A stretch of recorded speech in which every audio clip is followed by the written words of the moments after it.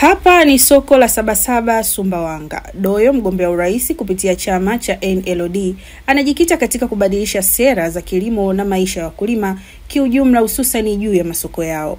Nendeni mkanichague niwe rais, tujenge soko la kimataifa ambalo Afrika nzima watalitambua kwa sababu tutalitangaza.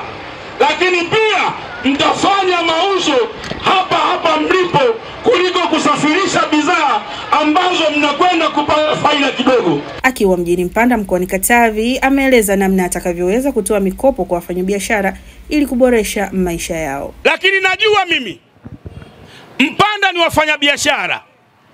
Wafanyabiashara hawa wanahitaji mitaji.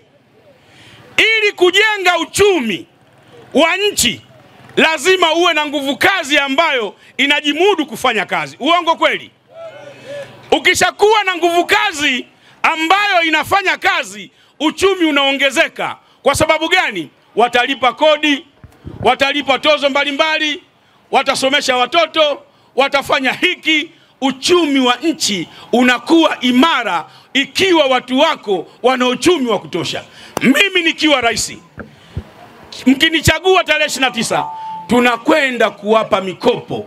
Ile halmashauri ya 10% inakwenda kuwa 40%. Tutawakopesha wakina mama na vijana mikopo isiyokuwa na riba ili mfanye biashara zenu ili mpate uchumi wa kutosha. Mkoa wa Katavi unakuwa mkoa wa 26 kutembelewa na mgombea urais kupitia chama cha NLD, ambapo ili hali mgombea huyu anaendelea kusubiri maamuzi ya wananchi Oktoba 29 mwaka huu. Mwanaidi Waziri, Habari Weekend.